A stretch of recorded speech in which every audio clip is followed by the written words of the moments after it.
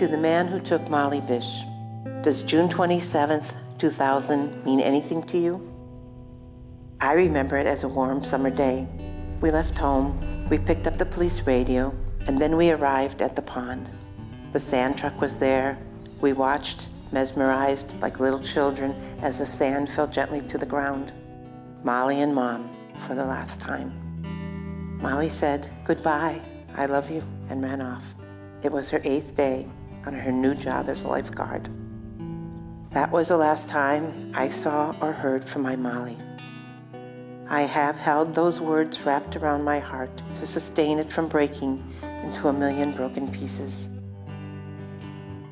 It's been 17 years since Molly Bish vanished. Her remains were found on a central Massachusetts mountainside 3 years later. The case remains unsolved. It's an open investigation. We're constantly getting tips and leads on it. We're moving forward and going through the beginning to now. We started talking to some of the original investigators, just bringing them in as a group. And we also have a district attorney assigned to the case. So they came in and we just started going over their observations, their notes, their feelings, things like that. Maggie Bish could never imagine a moment that she'd never see her daughter Molly ever again. Molly could be very shy and she could be very silly. There was 2 sides of her. In her comfort zone, she was silly like Lucy. Goofy silly. We were just beginning our adult relationship when Molly disappeared, so I often wonder what that would have been like to have known her as an adult.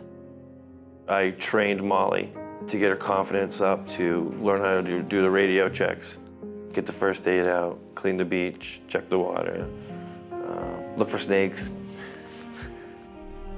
The Bishes moved to central Massachusetts to escape the noise and dangers they'd experienced in Detroit.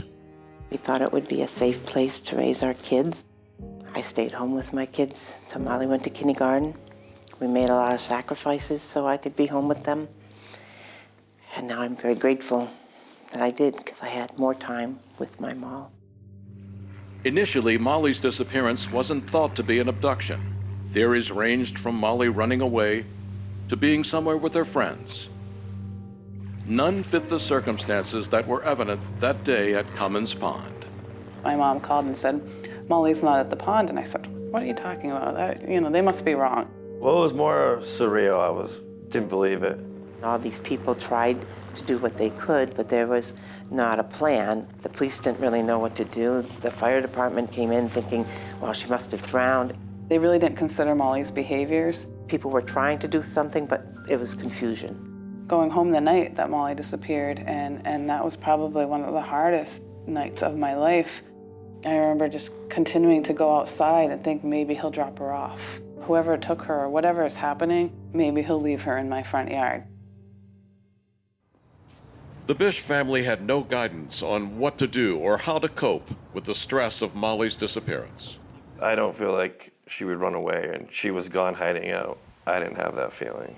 I think everybody wanted to blame themselves. We were like numb. We really were not sure what to do. My sense of trust has been rocked since my sister disappeared. The Bishes set out not only to find the killer, but to help others with missing children. We couldn't give up on Mal. We had to find Mal. And so we had to do everything and anything that we could do to find her. And we started a foundation in her name, and we started a safety program in our town. To never be alone. Always have a buddy. Tell your family, tell someone where you are at all times so that they know where you are. The third one, if it feels funny, it is funny. Trust those instincts. Molly's legacy lives on to support and protect children. Who murdered her remains a mystery. There have been persons of interest over the years.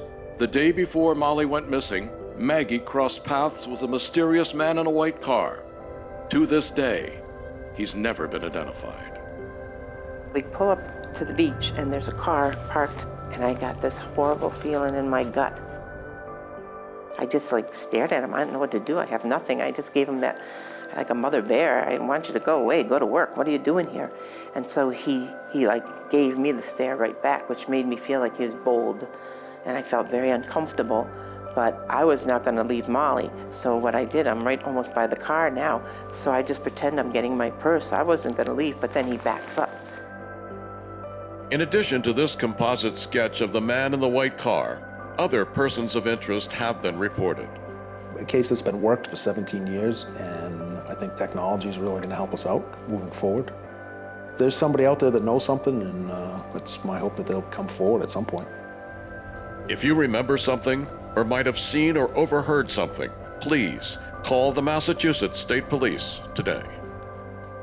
Even if something seemed insignificant, maybe they saw something or they heard something, there's pieces out there that we just need to fit together that's going to allow us to move forward with the investigation.